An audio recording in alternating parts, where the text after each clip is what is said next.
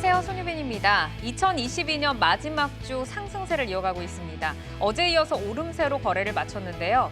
중국발 훈풍이 다시 한번 시장에 활기를 불어넣어줬습니다. 코로나19 추가 방역 완화 소식에 화장품, 면세점, 그리고 유통 플랫폼까지 관련주들이 일제히 급등을 하면서 거래를 마쳤는데요. 중국 방역 완화 행보에 따른 섹터와 종목별 변화 저희와 함께 확인해 보시기 바랍니다. 자, 오늘 장 마무리 주식으로 시장 정리하고 가겠습니다. 정경민 차장의 종목 먼저 만나볼까요? 네, 오늘 장 마무리 주식은 LIG 넥스원입니다. 시장은 가속화되는 중국의 리오프닝 속도에 환호하기도 했지만 한편으로는 북한의 무인기 침투 소식에 어수선한 그런 부분도 동시에 감지됐다고 지금 생각 드는데요. 대통령이 직접 드론 전담 부대를 창설한다는 계획을 발표하는 등 소강 상태를 보이던 방산 종목들에게는 좋은 투자 심리가 자극되는 그런 소식이 아닌가 생각도 듭니다. 오늘은 어수선한 연말 수급 수급 중에서도 특징적인 이슈가 작용하는 그런 종목들 위주로 살펴보도록 하겠습니다. 네, 방산주 가운데 LIG 넥스원 꼽아주셨고요. 이어서 김준우 부지점장의 종목 이어가겠습니다. 네, 김준의 오늘장 마무리 종목은 LG생활건강입니다. 대주주 합선 이슈라든가 이런 수급적 이슈가 반영되는 하루였는데 중국 리오프닝 수혜의 대표주로 이게 생활 필수 소비재 기업이라는 측면에서 LG생활건강에는 그 어떤 다른 리오프닝주보다 좀 더 높은 점수를 줄 수 있는 종목이 아닌가 이런 생각을 한번 해봤습니다. 네, LG생활건강은 화장품뿐만 아니라 필수 소비재 업체까지 맡으면서 안정적으로 매출 확보를 이어나가는 게 강점인데요. 중국 리오프닝에 따라서 더 확장될 수 있는 이 규모를 주목을 해보셔야겠습니다. 마지막으로 신혁승 이사의 마무리 주식 들어볼까요? 네, 신혁승의 오늘장 마무리 주식은 하나투어입니다. 중국 리오프닝에 따른 수혜주로 사실 여행 관련돼서는 대장주의 성격을 띠고 있죠. 2023년 실적 기저 효과 등 기대 요소가 어느 정도 많은 만큼 지금부터 주목해 보셔야 될 것 같습니다. 네, LIG 넥스원과 LG생활건강, 하나투어까지 오늘장 정리를 해드렸습니다. 다양한 종목들의 이슈와 기술적 분석을 통해서 여러분과 내일을 함께 열어갈 종목들 지금부터 확인해 보시죠.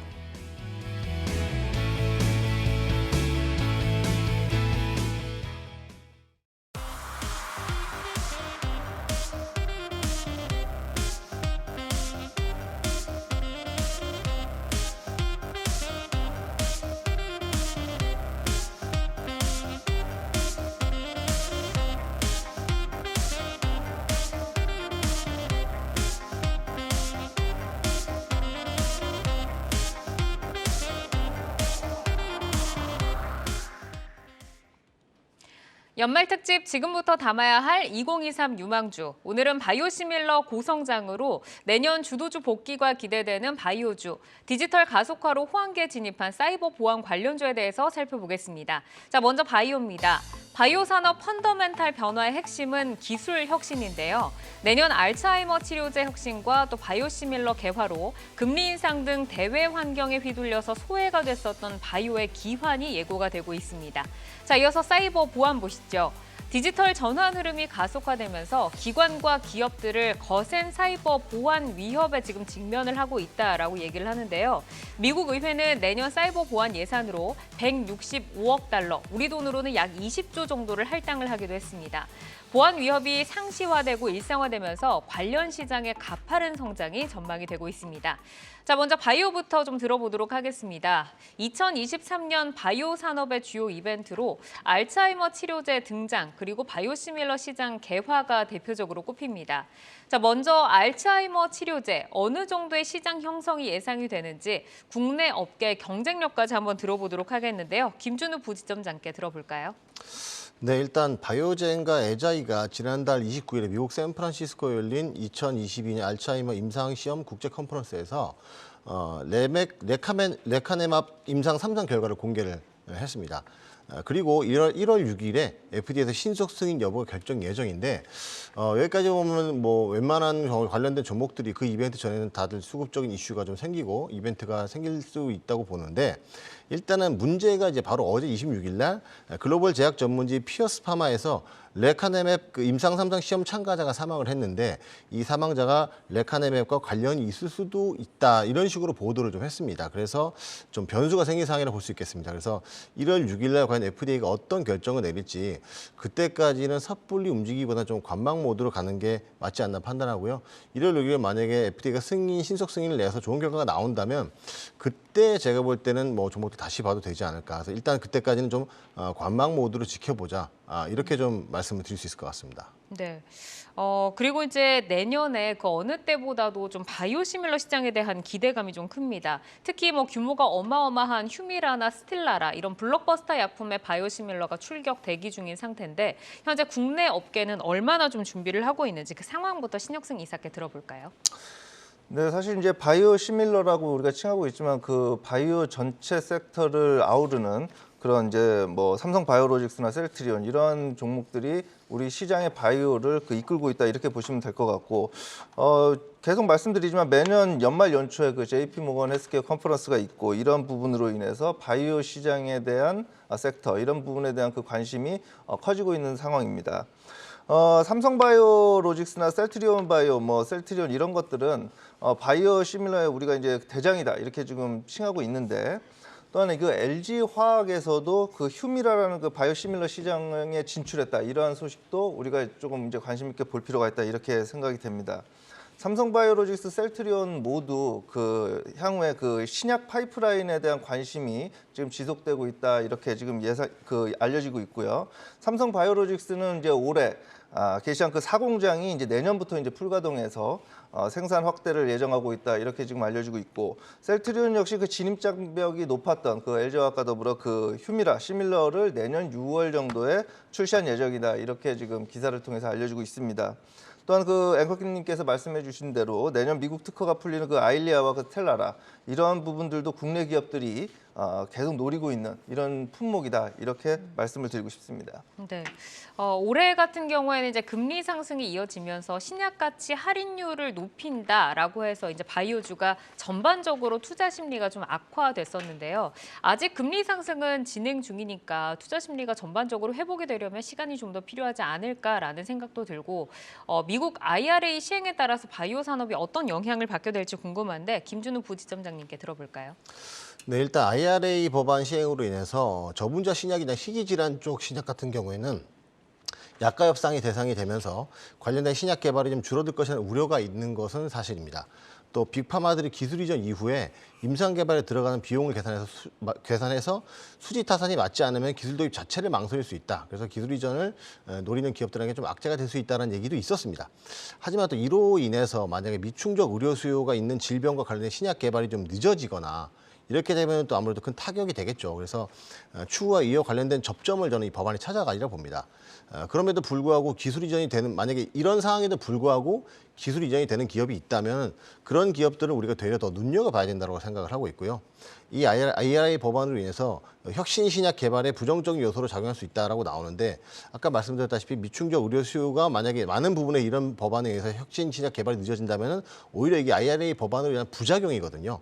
그렇기 때문에 이런 법안들은 좀 어느 정도 접점을 찾아가지 않을까라고 생각하고 있고 또 반대로 바이오시밀러가 유리한 환경이 될 수밖에 없다는 말도 있습니다. 하지만 그렇게 되면 또 바이오시밀러 시장의 경쟁이 더 격화될 수 있는 부작용도 나타날 수 있거든요. 그래서 신약은 불리하고 시밀러는 유리하다 이렇게 뭐 단순하게 보기보다는 아직 법안이 시행 전이라서 여러 가지 설왕설래 말이 많은 상황이기 때문에 단편적으로 보지 말고 일단은 법이 시행되고 나서 그 과정에서 수많은 수정 보완이 있을 것이다. 그래서 좀 그런 쪽을 좀 차분하게 좀 지켜볼 필요가 있다. 이렇게 말씀드리겠습니다. 네, 그러니까 막상 이제 시행이 되고 나서 오히려 좀 우리가 우려하는 상황들이 수정과 보완을 거쳐서 또 좋은 쪽으로 작용을 할 수도 있다라는 말씀이십니다. 이제 보통 바이오주라고 하면은 우리가 정말 고밸류라고 좀 칭하잖아요. 높은 밸류에이션을 좀 부여받게 되는 곳인데 대형사 두 곳을 예로 들어서 좀 살펴보면은 삼성 바이오로직스 같은 경우에는 실적이 개선이 되면서 밸류에이션이 하락을 했고요. 셀트리온 같은 경우는 주가가 이제 너무 하락을 하다 보니까 밸류에이션이 하락을 한 상황입니다.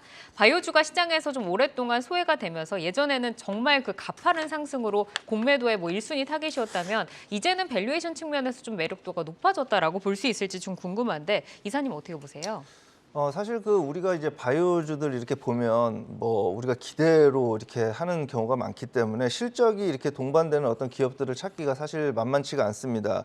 에로라든지 라이센싱 아웃 이런 것들이 이제 동반이 돼야 어느 정도 이제 실적에 대한 기대감이 이제 동반될 수 있는데 삼성 바이오로직스나 셀트리온 같은 경우는 바이오시밀러 기업으로서 실적이 동반되고 있기 때문에 아무래도 최근에 어떤 글로벌 증시의 하락 또 우리나라 증시의 하락에도 불구하고 그래도 타 업종이나 이런 기타 바이오주에 비해서 고점 대비해서 하락폭이 그래도 어느 정도 방어가 되는 이런 모습을 좀 제한되었던 그런 모습을 좀 보여준 것도 사실입니다. 제가 볼 때 삼성바이오로직스나 셀트리온 같은 경우에 최근에 저점을 깨지 않고 그래도 횡보하는 국면 이런 측면을 좀 계속 보여주고 있기 때문에 전체적으로 쭉 봤을 때요. 그렇기 때문에 반등 국면에 진입할 경우 고점도 넘볼 수 있는 그런 상황으로도 지속될 수 있다. 물론 이제 말씀하신 대로 이제 실적이 어느 정도 지속적으로 동반되는 그런 모습을 보여줘야 되는데 서두에 말씀드렸다시피 바이오 시밀러 시장에 대한 관심은 이제 내년에도 이제 지속될 수 있기 때문에 그런 부분으로 판단할 수 있겠습니다. 그러니까 내년에는 올해보다는 조금 더 나은 시장이 좀 열릴 것으로 보이기 때문에 실적이 수반이 되고 있는 삼성 바이오로직스와 셀트리온 다시 한번 좀 고점을 트라이 볼 수 있는 가능성이 좀 보인다라고 말씀을 해주셨고, 자 그럼 이제 내년에 바이오주를 투자하시는 분들이 전략적인 키워드 어떻게 좀 정리를 해봐도 좋을지 그리고 탑픽까지 한번 들어보도록 하겠습니다. 김준우 부지점장님께 먼저 여쭤볼까요? 네, CMO나 시밀러 쪽은 신혁수 이사님께서 말씀을 잘해주셔서 저는 신약 바이오텍 중심으로 좀 말씀을 드려보려고 하고요. 일단 2년 동안 굉장히 오래 쉬었습니다.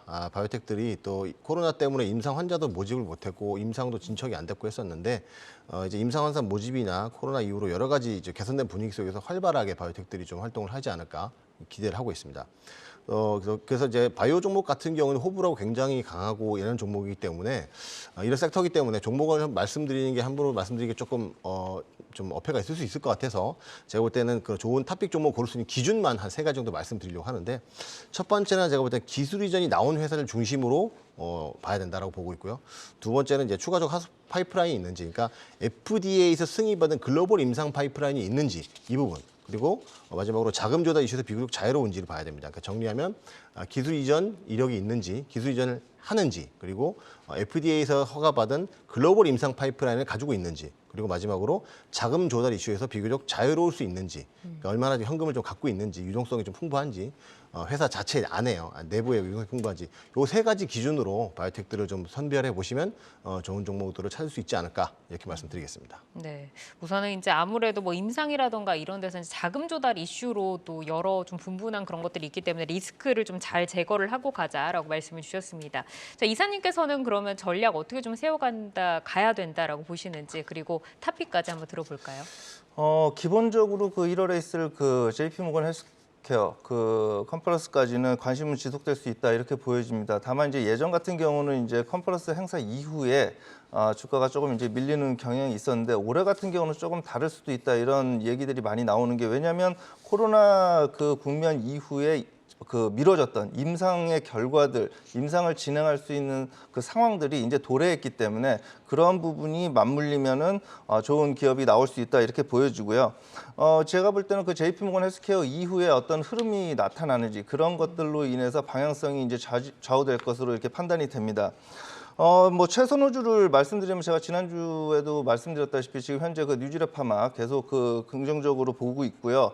지난주 금요일부터 10억 대주주 그 부분으로 인해서 물량이 조금 나온 것 같습니다. 그러나 이제 오늘까지 물량 소화가 기관과 외국인을 중심으로 이렇게 기관이나 외국인이 그렇게 관심이 있어하는 종목은 아니었던 것 같은데 대규모로 이렇게 매수세가 들어오는 걸로 봐서 지금 현재 진행되고 있는 임상에 대한 결과에 대한 기대감 이런 것들로 인해서 대사 항암제에 대한 기대감 이런 것들로 신선한 바이오주를 찾는 그런 니즈에 부합하고 있다 이렇게 좀 말씀드리고 싶습니다. 네, 우선 이제 JP모건 헬스케어를 좀 소화를 하면서 이 바이오주에 얼마나 좀 훈풍이 들어오는지 수급이 들어오는지 이런 부분들 좀 살펴보자라고 말씀을 주시면서 뉴지레파마 탑픽으로 꼽아주셨습니다.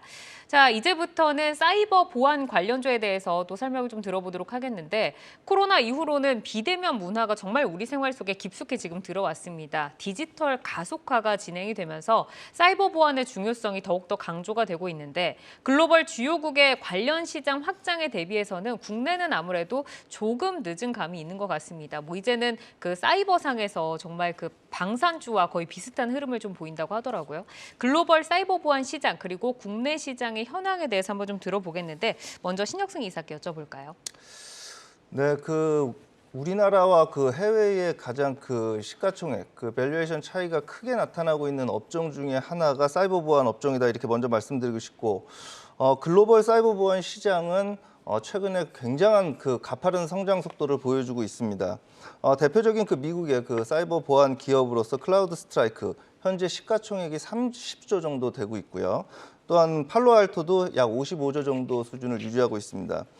기타 주요 기업들의 시총 또한 10조 가까이 되는 굉장히 큰 회사들로 이제 발돋움하고 있는데, 국내의 경우 사이버 보안 시장이 우리 국내 또한 성장세에 있으나 어떤 그러한 섹터를 바라보는 인식이 아직 좀 부족한 거 아닌가 이런 생각을 좀 하고 있고요. 국내와 해외의 어떤 이러한 사이버 보안에 대한 인식 차이 이런 것들이 왜 이렇게 클까 고민해 본 결과 시장에 대한 관심 이런 것들의 차이가 좀 아닌가 싶습니다. 해킹 등이 발생했을 때 사이버 공격으로 인해서 손실 보전, 예를 들어서 어떤 기업이 사이버 공격을 받고 어떤 개인 정보라든지 여러 가지에 대해서 해킹을 당했을 때 그것에 대해서 손실 보전하는 차원이 우리나라와 해외의 기준이 워낙 차이가 많이 난다 이렇게 보실 수가 있겠습니다. 외국 같은 경우는 사이버 공격을 받았을 때 기업의 타격이 워낙 크기 때문에 이런 부분에서 미리미리 대비하는 이런 사이버 보안의 비용을 충분히 지불하는 그런 문화가 형성되고 있고요. 그렇기 때문에 국내도 이런 피해 보상에 대한 현실화적인 정책 이런 것들이 좀 어느 정도 필수가 되지 않아야 되나 이렇게 좀 생각을 하고 있습니다. 오늘 보면 이제 과기정통부에서 이제 글로벌 해킹 조직의 사이버 공격의 내년에 대한 올해 분야와 올해 이슈와 내년에 대한 전망, 그다음에 대비 필요 이러한 부분을 2022 사이버 보안 위협 분석과 2023년 사이버 보안 위협에 대한 전망을 발표하는 등 이 사이버 보안 쪽에 대한 관심은 내년에 좀 더 집중되지 않을까 이런 생각을 좀 해봅니다. 그러니까 사이버 보안의 섹터의 성장이 앞으로는 더 커질 것이다라는 말씀이신데 지금 말씀을 주신 것처럼 글로벌적으로는 정말 가파르게 좀 성장을 하고 있습니다. 그러면 국내에서는 주요 상장사들이 이익 성장이 어느 정도 돼 있는지 이익 성장 추이에 대해서 김준우 부지점장님께 한번 들어볼까요? 네, 원래 보안 업체들이 전통적으로 4분기 실적이 잘 나오죠. 왜냐하면 기업이나 기관 같은 고객들이 이제 4분기에 주로 보안 쪽 투자를 집중적으로 하기 때문에 그런데 안랩 같은 경우는 그래서 3분기나 그 전은 좀 약간 비수기입니다. 근데 안랩 같은 경우는 3분기 실적이 YOY로 매출이 한 8.7% 증가했고 KOTC에 거래되는 이제 CQI라는 종목 같은 경우도 3분기 YOY 24% 정도 실적이 증가를 했습니다. 그래서 그런 부분에서 좀 고무적이라 볼 수 있는데 반면에 윈스나 라운시큐어나 드림 시큐리티나 사이버원이나 이런 종목들 같은 경우에는 정년도 실적을 어떻게 유지하고 있지만 어떻게 확 눈에 띄는 성장이 보이지는 않습니다. 그러니까 이거는 회사별로 주력하는 분야나 영업력 이런 차이에서 좀 오지 않을까 조심스럽게 좀 예상을 해보는데 일단 코로나 가져온 언택트 환경에서 이제 재택근무 환경이라던가 재택근무를 계속해서 가져가는 회사들도 많이 있고요. 4차 산업혁명이나 디지털 전환이나 또 이번에 우크라이나 러시아 전쟁에서 보면 사이버 해킹이나 이런 사례들을 볼 때 사이버 보안 시장에 대해서는 성장에 대해서는 여러 가지 이견이 없을 거라 보고요. 일단 우리나라가 이제 시장이 파이가 작은 건 미국은 아무래도 구글이나 아마존이나 그런 업체들이 미국에서도 가장 시총이 큰 쪽에 속하는 굉장히 큰 업체들이 빅테크들 공룡 기업들이 있는데 우리나라는 네이버, 카카오를 제외하고는 크게 인터넷 기업들이 우리나라는 삼성전자, 현대차, 하이닉스가 큰 기업이지 그만큼의 시총을 또 차지하지 못하고 있기 때문에 그만큼 발전도 조금 더디지 않나 생각도 좀 들고요. 그래서 일단 성장은 계속 할 걸로 보기 때문에 계속 좀 주목을 해야 된다라고 봅니다. 그래서 참고 삼아서 제가 볼 때 사이버 보안이 얼마나 중요한지를 아실 수 있는 영화가 하나 있는데 2007년에 다이아드 4편이 나왔었는데 네. 보신 분이 있는지 모르겠는데 2007년 굉장히 오래됐는데 무려 15년 전 영화인데 그 다이아드 4편을 보면은 사이버 테러가 어느 정도 위력을 가질 수 있는지를 정말 절감할 수 있는 영화거든요. 그래서 만약에 안 보신 분들 다이아드 4편 보시면 사이버 보안이 중요하다. 이게 피부로 느낄 수 있을 것 같습니다. 예. 이 사이버 보안주에 좀 투자를 해볼까 하시는 분들이라면 또 주말에 다이하드 4를 한번 또 보시는 거를 또 추천을 해주셨습니다. 자, 과기정통부가 내년 사이버 위험 요소로 국가 산업 보안을 위협하는 글로벌 해킹 조직 공격 증가 그리고 사이버 공격 지속 이런 랜섬웨어의 진화를 꼽고 있습니다. 그럼 이제 내년에 사이버 보안 시장에서 저희가 좀 주목을 해야 할 이슈도 있을 것 같고요. 투자 키워드에 대해서 좀 알아야 될 것 같은데 신혁승 이사님 어떻게 보세요? 네, 말씀드리기 앞서 글로벌 펀드 이제 해외에 있는 글로벌 큰 펀드들에서 향후 투자 유망 섹터로 탑3에 뽑는 것이 사이버 보안 섹터가 필수적으로 선정되고 있습니다. 내년 경기 침체 우려 속에서도 경기가 침체되든 성장을 하든 이 사이버 보안 섹터는 지속적으로 성장할 수 있는 섹터로 생각을 하고 있는 거고요. 올해 보더라도 러시아 우크라이나 전쟁 등으로 사이버 공격에 대한 중요도 이런 것들이 많이 증대된 상황입니다. 또한 우리 실생활에서 향후 자율주행이라든지 사물 인터넷 이런 디지털 사회에 급속도로 전환되고 있는 상황에서 사이버 보안의 중요성이 좀 대두되고 있다 이렇게 보실 수가 있겠고 향후 정부 및 기업 등의 사이버 공격에 대한 대비는 선택이 아닌 필수로 전환될 가능성이 크다. 우리나라 국내 같은 경우죠. 또한 올해 한미 정상회담 바이든 대통령과 윤석열 대통령께서 한미 정상회담 하셨을 당시에도 사이버 보안 이슈가 굉장히 부각된 적이 있습니다. 이 부분에 대해서 두 정상께서 많은 논의가 있으셨다고 기사에 나왔는데 이러한 부분들에 대해서 우리가 생각을 해봤을 때 향후 우리나라에서 아직까지 인식이 좀 그렇지만 향후에 지속적으로 성장할 수 있는 사이버 보안 섹터에 대한 관심은 지속적으로 가져야겠다 이런 생각을 좀 해봅니다. 네.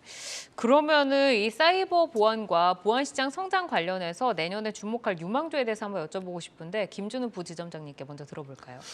네, 은근히 사이버 보안 관련된 종목들이 증권사 커버리지 된 종목이 많지가 않습니다.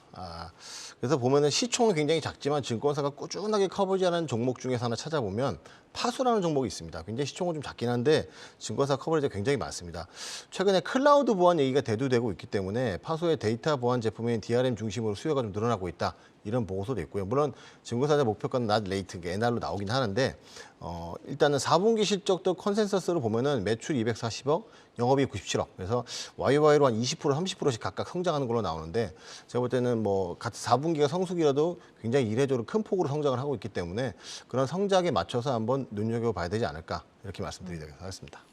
그럼 신혁승 이사께서는 사이버 보안 탑픽 종목으로 어떤 종목을 좀 눈여겨보고 계세요? 네, 저도 우리나라 사이버 보안 기업들 여러 기업들 살펴봤지만 좀 눈에 띄는 기업이 하나 있는데 이제 지니언스라는 기업입니다. 이 기업은 창사 이래 17년 연속 흑자를 달성하고 있는 기업으로서 매년 성장을 지속하고 있는 기업으로 볼 수가 있겠습니다. 또한 이제 글로벌 리서치 기업인 가트너에서 선정한 차세대 NAC 즉 네트워크 접근 제어 쪽으로 대표 기업으로 이제 글로벌 업체에서 선정될 정도로 기술력이 우수한 기업이다 이렇게 보실 수가 있겠고 또한 이 부분 국내 1위 NAC 시장 점유율이 62%에 달하는 등 굉장히 시장 점유율 측면에서도 굉장히 고무적이라고 할 수 있겠습니다.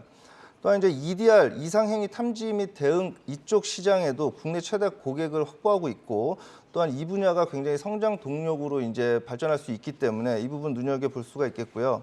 또 이제 글로벌 헤지 펀드 미리캐피탈에서 재작년부터 작년까지 올해 이렇게 작년부터 올해까지 무려 장내 매수로 지분 강화를 지속 중이라는 점도 고무적이다 이렇게 보실 수가 있겠습니다. 현재 11.16%까지 지금 지분 강화를 지속하고 있고 작년부터 이제 또한 이 기업이 이제 배당 정책, 배당을 실시함으로써 현금 배당을 실시함으로써 주주 친화적인 기업으로 이제 발돋움하고 있고 매년 성장세 지속으로 이제 금년 실적도 이제 성장세가 이제 뚜렷하게 보일 것으로 예상됨으로써 또 이제 올해도 배당 정책을 이제 진행할 것으로 이렇게 알려지고 있습니다. 그래서 오늘은 사이버 보안 섹터로 해서 탑픽으로 지니언스 한번 말씀드려보겠습니다. 네, 두 분의 탑픽을 들어봤는데 역시나 실적이 꾸준하게 좀 성장을 하면서 실적이 받쳐주는 기업들을 좀 소개를 해주셨습니다. 자, 연말 특집 지금부터 담아야 할 2023 유망주. 오늘은 내년 주도주 복귀가 기대되는 바이오주 그리고 디지털 가속화로 호황기에 진입한 사이버 보안 관련주 만나봤습니다. 내일은 위안화 강세 반전과 함께 업황 회복이 기대되는 철강주 그리고 미래 먹거리로 급부상하고 있는 XR 확장현실 관련주와 함께 찾아오겠습니다. 여러분은 지금 내 종목을 만나는 즐거움, 종목 맛집 투데이 한경 코리아마켓과 함께하고 계십니다.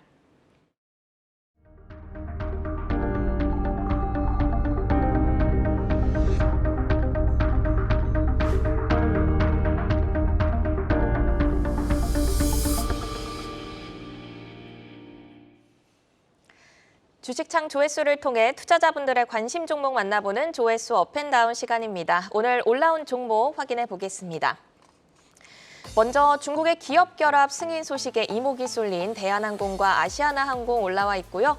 중국의 방역 완화 행보에 급등한 연우, 또 최근 외국인 러브콜이 이어지고 있는 두산 에너빌리티, 그리고 삼성전자와 현대로템, HLB 등이 올라와 있는데요. 오늘은 대한항공과 아시아나항공, 현대건설과 연우 살펴보겠습니다. 먼저 연우부터 보겠습니다.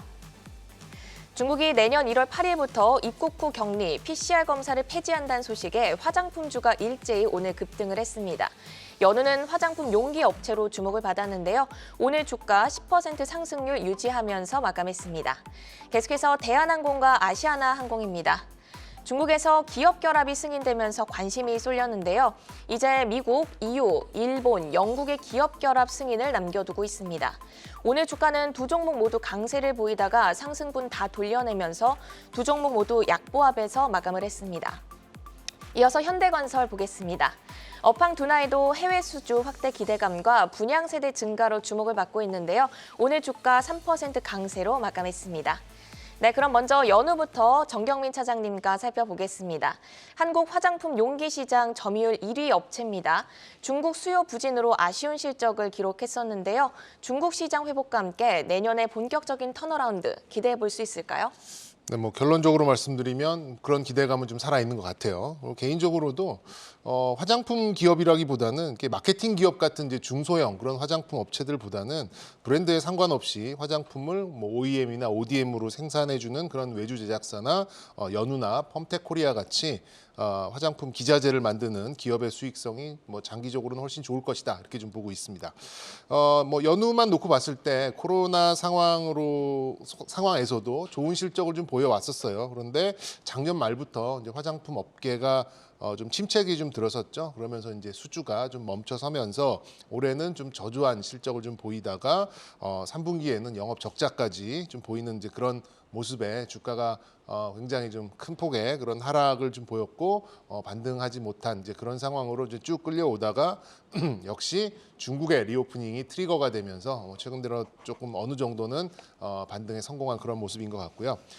일단은 기대감에 저점 대비 제법 상승을 했었고 말씀드린 대로 리오프닝은 이제 막 가속이 되는 그런 상황이다 보니까 어느 정도의 반등의 실마리는 잡아가고 있는 것 같고 당분간은 이제 테마와 실적 턴어라운드 그 중간에 놓이는 기대감 구간이라고 해석을 하고 싶은데 그 구간에 놓여서 이런저런 뉴스에 따라서 간헐적인 주가 강세가 나오는 그런 구간으로 나눠볼 수 있겠다라고 말씀드릴 수 있겠습니다. 네, 특정 브랜드보다는 화장품에 들어가는 기본 자재 쪽이 더 유리하다는 말씀 주셨는데요. 중국 봉쇄 완화 기대감에 반등하던 주가가 최근 19,000원 부근에서 등락을 거듭했습니다. 그러면 다시 탄력적으로 움직일 수 있을까요? 네, 뭐 가능성은 높다고 보고 있습니다. 일단 뭐 단순한 수급 견인이 아니라 뭐 이렇게 차근차근히 올라오는 그런 좀 레벨단의 변화 이렇게 좀 볼 수가 있겠어요. 그래서 지금 올 10월, 11월만 하더라도 13,000원대 여기서 굉장히 오랫동안 좀 횡보 구간을 겪었었죠. 그 동안에 이제 말씀드린 대로 적자 전환 이런 좀 악재도 좀 소화하는 이제 그런 구간을 좀 보였고 그리고 이제 중국의 리오프닝으로 새로운 단기 박스권을 만들어냈었는데 그 구간 안에서도 이 17,500원 이 구간을 훼손하지 않고 잘 버텨왔다가 오늘 같이 또 좋은 뉴스에 반응하는 그런 흐름이 좀 나왔기 때문에 말씀드린 대로 이런 기대감 구간에서의 간헐적 강세는 좀 계속해서 좀 나올 수 있을 것이다고 보고 있고요. 뭐 연간 300억을 번 거보다는 연간 300억을 벌 것 같은 시기가 주가의 탄력이 좋은 것은 뭐 주식의 섭리라고 좀 볼 수 있다 보니까 지금 이 과거에 보였었던 이 저항 구간만 어느 정도 좀 돌파를 해 나간다면 저는 뭐 그 다음 구간인 한 2만 원대 중반인 한 24,000원까지는 좀 열어놓고 대응을 하셔도 좀 되지 않을까 이렇게 좀 말씀드릴 수 있겠습니다. 네, 리오프닝 기대감을 가져가는 상황에서 추가적인 상승 탄력 기대해 볼 만한 종목이다라는 말씀 주셨습니다. 그럼 이어서 대한항공과 아시아나항공 함께 살펴보겠습니다. 이제 미국과 EU, 일본, 영국의 기업 결합 승인을 남겨두고 있는데요. 저희가 언제쯤 이 기업 결합 승인이 마무리될까요? 일단 막연하게나마 뭐 내년이라고 좀 볼 수밖에 없는 없는 건데 구체적인 시점을 특정하기는 굉장히 좀 어려운 것 같습니다. 하지만 코로나를 전후해서 글로벌 항공사들의 재무적인 변화가 거의 동시다발적으로 좀 많았었고 부채 문제가 이런 우리나라 항공사만의 문제가 아니었기 때문에 아마 이제 지속적인 반대를 할 명분도 이렇게 뭐 크진 않겠다 이렇게 좀 보여지고요. 이미 대한항공 측에서 통합 작업을 하고 있습니다. 가속화하고 있고 그 첫 번째 단계이자 가장 예민한 부분이 역시 이제 마일리지에 대한 통폐합 이 부분을 선제적으로 좀 하고 있는데.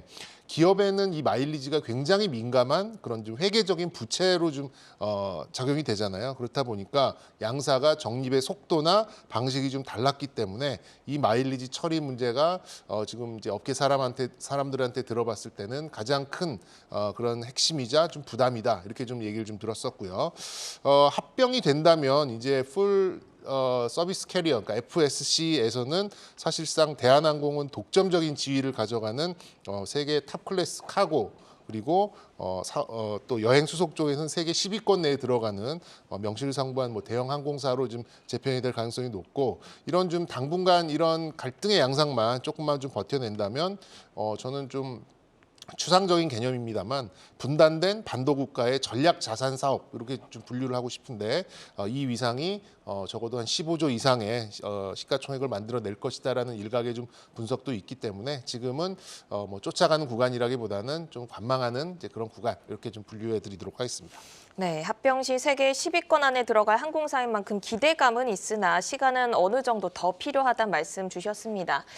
오늘 동반 강세를 보이다가 아쉽게 두 종목 모두 약보합으로 마감을 했는데요. 그런데 아시아나항공의 경우에는 기관이 강하게 현재 사고 있습니다. 여행 수요 회복에 따른 이익 성장세 어떻게 전망하시는지 궁금하고 두 기업의 주가 전망까지 함께 들어볼게요. 네, 일단 새해부터는 이제 뭐 특히 이제 오늘의 중국의 리오프닝에 좀 먼저 선제 반응을 하고 그 다음에 이제 합병 뉴스가 나와서 그 다음 반응을 했다가 장 막판에 쭉 밀렸었는데 어쨌든 이거는 대형사보다는 LCC에 중국 쪽은 조금 더 유리한 우호적인 그런 소식이긴 하다 말씀드릴 수 있겠고요. 여객과 카고 쪽의 매출은 호조입니다. 뭐 아시다시피 이제 이 비행기 티켓 값이 굉장히 많이 지금 올라 있는 상황인데 좌석도 없는 이제 그런 상황이다 보니까 굉장히 좀 호조의 양상을 좀 보이고 있습니다만 뭐 항공료나 환율 뭐 이런 것들을 감안하면 이게 비용 문제죠. 비용 문제는 뭐 중립이나 중립 이하 정도다 보니까 주가는 좀 횡보의 국면 이렇게 좀 뭐 가늠할 수 있겠고 오늘은 뭐 단기 뉴스에 반응하는 이제 그런 구간으로 좀 볼 수 있다 보니까 아직까지는 큰 주가 개선 시기보다는 말씀드린 대로 좀 관망해야 되는 그런 시기다 이렇게 좀 말씀드릴 수 있겠고요. 둘 중에 하나를 꼽아라라고 하면 역시 주가의 탄력도로 좀 놓고 봐야 되는데 역시 아시아나항공의 주가 탄력이 더 좋을 수밖에 없다라고 말씀드릴 수 있겠고 만약에 이제 대한항공 한진 계열로 편입이 된다라고 하면 이제 신용도나 여러 가지 자금의 조달 그다음에 이자 비용 이런 것들이 이제 신용도가 좀 좋아지면서 아무래도 조금 더 싸게 조달이 가능하겠죠. 그렇게 된다면 회계적인 부담도 상당히 완화될 가능성이 좀 높아 보여서 상대적으로는 아시아나항공 쪽에 조금 더 유리한 주가 흐름이 좀 예상된다 말씀드릴 수 있겠고요. 대한항공 차트부터 말씀드리면 일단 장기적으로 봤을 때는 박스권 안에 갇혀 있습니다. 지금 2만 원대 중반 그리고 3만 원대에 놓여 있는 이제 이런 좀 박스 상단을 제대로 뚫어주지 못한 그런 구간에 좀 있습니다만 아무래도 이제 이 구간을 횡보를 하면서 향후에 좀 변화될 그런 모습에 따라서 좀 등락을 거듭할 가능성이 좀 높기 때문에 일단 대한항공은 좀 중립적인 좀 관망의 시각으로 좀 보시는 게 맞지 않나 싶고요. 대한항공은 아쉽습니다. 오늘 제법 좀 떠오르는 모습을 보였습니다만 그래도 좀 음봉으로 좀 마감을 했던 게 좀 아쉽습니다. 그런데 뭐 그냥 대충 보시더라도 대한항공과는 확연하게 다른 그런 주가 추세를 그려가면서 움직이는 걸 좀 보실 수 있을 것 같아요. 그래서 여러 가지 좀 악재가 있을 수는 있겠습니다만 좀 15,000원대 요 좀 매물병만 제대로 좀 넘어간다면 저는 뭐 200일선 위에 올라서서 어느 정도 좀 기대감을 반영하는 흐름도 좀 기대해 볼 수 있지 않을까 싶습니다. 네, 크게 반응하지 않는 그런 주가 횡보 구간을 예상하셨는데 둘 중 하나를 고르자면 아시아나항공을 골라주셨습니다. 이어서 현대건설 살펴보겠습니다. 업황 둔화 우려에도 해외 수주 확대 기대감 그리고 분양 세대 증가로 주목을 받고 있는데요. 3분기 부진을 딛고 4분기에는 좀 의미 있는 실적 개선세 저희가 기대해 볼 수 있을까요? 좀 잘 됐으면 좋겠습니다. 뭐 건설주 좀 요즘 너무 좀 힘들어서 뭐 여러 가지 좀 저도 좀 걱정이 많은데요. 일단 냉철하게 봤을 때 건설사는 대형사나 중소형사나 할 거 없이 지금 이러한 금융 환경 안에서는 뭘 해도 쉽지 않은 환경은 맞는 것 같습니다. 실적 개선도 다소 좀 보수적으로 볼 수밖에 없는 게 지금 현대건설이나 대형 건설사들의 영업이익률이 어지간해서는 5%가 넘어가지는 않습니다. 뭐 3%, 4%이 정도의 영업이익률을 좀 보여주는데 현재 대형 건설업체들의 3개월 단위의 전자단기 사채, 그러니까는 어떤 공사를 위해서 자금을 끌어와야 되는 좀 단기 사채 발행 금리가 6에서 7%가 나오거든요. 이러면 이제 역마진인 거죠. 비싼 돈을 빌어와서 그보다 못한 수익률의 공사를 해야 되는 상황이다 보니까 아무래도 투자 심리가 살아나기에는 쉽지 않은 이제 그런 상황은 충분히 우리가 좀 이해할 수 있는 부분이고, 대형사가 이 정도니까 중소형 건설사들 같은 경우에는 수익성이 굉장히 빠르게 악화될 수밖에 없는 그런 구간이다라고 말씀드릴 수 있겠고요. 말씀드린 대로 조달 금리에도 못 미치는 영업이익률이 뭐 투자 심리를 붙잡을 것이고, 또 국내는 물론이고 해외에서도 어느 순간 수주가 굉장히 정체된 상황이에요. 그래서 당분간 경기 하강 또 인플레 우려 이런 샌드위치 상황에서 업황 개선도 이렇게 타개할 만한 그런 트리거가 당분간 없기 때문에 주가 개선은 뭐 쉽지 않은 그런 국면이 아닌가 좀 싶고요. 냉철하게 봤을 때 그렇다는 좀 말씀이고요. 근데 이제 희망을 좀 보자면 내년 초에 다시 금융기관들의 PF가 좀 재개가 되고 또 네옴시티를 비롯한 중동 지역에 현실적인 수주가 나오는 그런 상황이 된다면 조금씩 주가가 개선되는 모습을 좀 보이긴 하겠습니다만 현실적으로 빠른 주가 개선을 보이는 것은 조금 무리가 아닌가라고 조금 무거운 말씀으로 답을 드려야 될 것 같습니다. 네, 중대형사 할 것 없이 수익성 악화 구간이라서 당분간 힘든 구간이 이어질 것이다라는 의견 주셨고, 또 네옴시티 같은 현실적인 수주 가시화가 꼭 필요하다라는 말씀 주셨습니다. 11월 반등에 나섰던 주가가 12월 들어서 다시 하향세로 돌아서면서 다시 저점 부근까지 내려왔습니다. 일단은 35,000원대에서 하락세 멈추고 반등을 하고 있는데요. 그러면 저희가 추가 반등은 조금 힘들다고 봐야 할까요? 일단 그래도 이제 기본적인 북밸류가 있다 보니까 어느 정도 뭐 저점에 대한 이제 그런 확립은 좀 가져갈 가능성은 좀 있어 보입니다만 주가 반등은 굉장히 좀 한정적일 수밖에 없다. 먼저 이렇게 결론을 좀 드리도록 하겠고요. 다소 좀 갇혀 있는 그런 주가 양상을 좀 예상하고 있습니다. 그러니까 뭐 주가에 직접적인 영향을 줄 수 있는 변수들, 뭐 수급이나 펀더멘탈이나 또 밸류에이션이나 그 어떤 것도 지금 현재 자극을 줄 수 있을 만한 그런 상황은 아닌 것 같아요. 그리고 건설업체 전체적으로 지금 뭐 사실상 좀 개점 휴업 상태이기 때문에 메이저 수급들, 그러니까 외국인들과 기관들의 수급도 연속성을 보이기보다는 좀 단편적으로 끝나는 그런 경우가 좀 많은 것 같습니다. 기술적으로 봤을 때도 뭐 지금 많이 빠진 거 외에는 딱히 이렇게 좀 매력적이라는 부분이 아닌 것 같아요. 그래서 오늘 물론 어느 정도의 좀 반등이 나오기는 했습니다만 주가가 많이 하락한 거 외에는 딱히 이렇게 좀 특별하게 느껴지는 부분은 좀 없는 것 같고요. 저 개인적으로는 3만 원대 중반부터 한 4만 원 정도까지의 낮은 박스권 구간을 좀 횡보를 하면서 반등의 실마리와 트리거를 찾아가는 이제 그런 모습을 좀 보이지 않을까라고 좀 생각이 들고, 오래 보유하신 분들 같은 경우에는 아무래도 좀 시중금리가 좀 추세적으로 하락하는 그 시기까지는 현대건설 이런 대형 건설사들의 추세적인 반등은 좀 쉽지 않아 보인다. 따라서 저는 이제 3만 원 중반 그리고 4만 원 정도까지의 좁은 박스를 그리고 그 안에서의 어떤 주가 움직임을 이용하시는 비중 전략 뭐 이 정도로만 좀 말씀드리도록 하겠습니다. 네, 오늘 조회수 업앤다운은 연우와 대한항공, 아시아나항공 그리고 현대건설 점검을 해봤습니다. 불확실성 변수가 해소되는 시점에서 앞으로 달라질 이익 성장 모멘텀들 잘 체크해 보시기 바랍니다. 종목 조회하고 궁금증도 풀고 조회수 업앤다운은 주식창을 통해 확인하실 수 있습니다.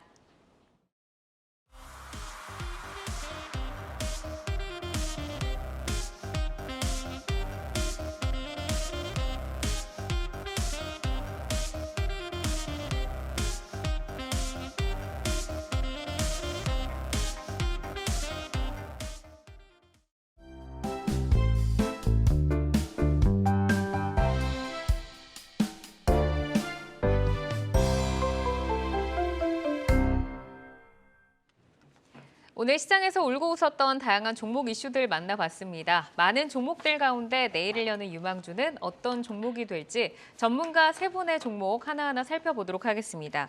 자, 오늘 첫 번째로 신혁승 이사께서 가지고 오신 LG 생활건강부터 살펴볼 텐데 이 종목이 이제 김준우 부지점장님이 2주 전에 내여주로 소개를 해주셨었습니다. 이후로는 좀 안정적인 상승 흐름으로 우상향 추세를 유지를 하고 있고 오늘 또 화장품주들이 탄력을 받으면서 함께 또 강세를 보였는데 이사님은 현 시점에서 어떤 점에 좀 가장 높은 점수를 주시는 걸까요? 네, 결국 현재 시장의 성격을 보면 우리나라가 어찌됐건 중국의 영향권에 굉장히 밀접하게 연관이 있구나 이런 것을 몸소 체감하는 그런 시장이라고 볼 수가 있겠습니다. 화장품 및 생활용품 섹터에서 LG 생활건강 대장주라고 할 수 있겠죠. 예전에 제가 몇 달 전에 출연했을 때 LG 생활건강이 엄청나게 50만 원 밑으로 급락을 해서 이거 어떻게 해야 되냐고 그래서 그때 한번 우리 앵커님과 얘기를 한 적이 있는데 그때도 이제 방송을 했었죠. 근데 그 이후에 그래도 굉장히 이제 많은 상승을 이제 올라왔다 이렇게 보실 수가 있겠습니다. 최근에 이제 중국에 대한 리오프닝 이런 부분에 있어서 중국 소비 관련해서는 이런 쪽으로 상승세가 지금 지속 중이다 이렇게 보실 수가 있겠고 또한 올해 이제 실적이 이제 좀 안 좋은 흐름이 나왔기 때문에 이러한 중국 관련 소비 섹터들 여행이라든지 카지노 모든 분야를 리오프닝 토탈해서 이런 부분들은 2023년에 실적 턴어라운드가 될 것이다라는 기대감도 굉장히 강력하게 이제 진행되고 있는 모습을 보여주고 있습니다. 또한 이제 기관들의 어떤 순매수가 이제 지속됨으로 인해서 어떤 수급 여건까지 개선된 그런 부분들 기술적으로도 매우 안정적인 모습을 보여주고 있기 때문에 여러 가지 중국 관련 소비주들이 있겠지만 그래도 대표적인 종목인 LG 생활건강 이렇게 한번 말씀드려봤습니다. 네, 그러네요. 그때 이제 말씀을 주셨을 때 정말 LG 생활건강 괜찮을까요?라고 제가 한번 그렇죠. 여쭤봤던 것 같은데 오늘 종가가 72만 3천 원에 이제 안착을 했습니다. 자, 그러면 이제 가격 전략을 어디까지 좀 볼 수 있을까요? 네, 지금 최근에 상승세가 이렇게 완만하게 굉장히 긍정적으로 보여집니다. 이제 차트를 지금 보시면은 그때 우리가 50만 원 깨졌을 때 이때 언급을 우리가 실적 악화 이런 부분들로 얘기를 했던 것 같은데 그 이후에 이제 많이 올라왔죠. 그래서 기술적으로도 61선 이런 강력한 61선 돌파한 이후에 61선 지지하면서 꾸준하게 5일선, 21선, 61선 정배열 상황으로 굉장히 긍정적인 흐름을 보여주고 있습니다. 이러한 바탕에는 기관들의 어떤 메이저 수급도 동반되는 그런 상승을 좀 보여주고 있다 이렇게 보여줄 수가 있겠고 매수가는 현재가 정도 그러니까 72만 원에서 72만 5천 원 수준이면은 괜찮을 것 같고요. 그 다음에 이 기업이 중국 어떤 리오프닝 소비 쪽으로 좀 더 강력한 이제 실적이나 이런 부분들이 나타내 준다면은 최근에 레포트도 그렇고 한 90만 원 수준까지는 목표가 잡아볼 수 있겠다. 이러한 기업들은 아무래도 이제 천천히 가는 기업이기 때문에 좀 천천히 시간을 가지고 보면은 충분히 회복할 수 있겠다. 이게 이제 150만 원 넘던 기업인데 지금 맞아요. 사실 최근에 조금 올라와서 그렇지 고점 대비로는 굉장히 많이 하락한 상황이거든요.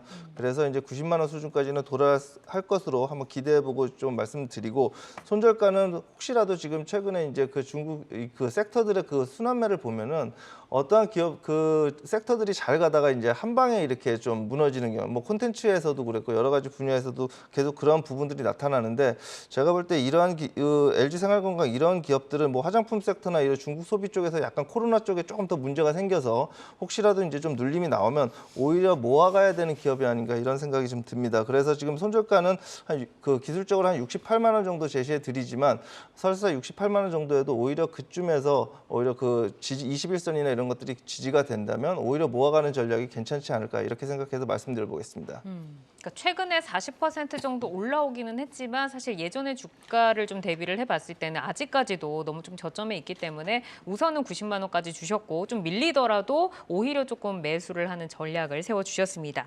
자, 이어서 김준우 부지점장의 종목을 만나보도록 하죠. 한국전력을 가지고 오셨는데 전기요금 정상화에 시동이 걸린 모습이죠. 실적이 이제 변화를 하면서 주가에도 의미 있는 변화가 시작이 될 것이다라고 보시는 걸까요? 워낙 좀 안 움직이는 종목이니까.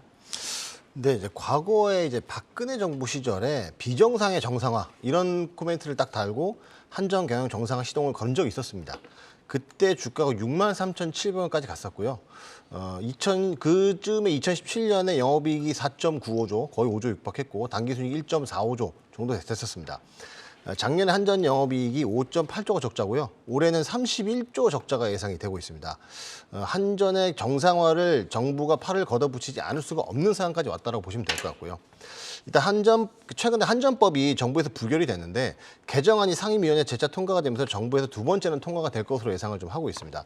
간략하게 한전법 말씀드리면은 한전의 공사체 발행 한도가 자본금과 적립금 합산해서 2배에서 산업부 장관의 승인하에 최대 6배까지 늘리는 것인데 하지만 이제 한전체 발행 시장에 블랙홀이다 이런 얘기 좀 많이 하거든요. 그래서 저도 현장에서 좀 고객들 만나다 보면은 한전에 이제 투자하면서 다른 이제 회사채 시장들이 다 이제 블랙홀로 자금이 다 빨려 들어가는 그런 상황도 좀 있기 때문에 그런 걸 막기 위해서는 정부가 빨리 전기료 현실화를 해야 되지 않을까 싶고 또 이렇게 공표를 하고 있습니다.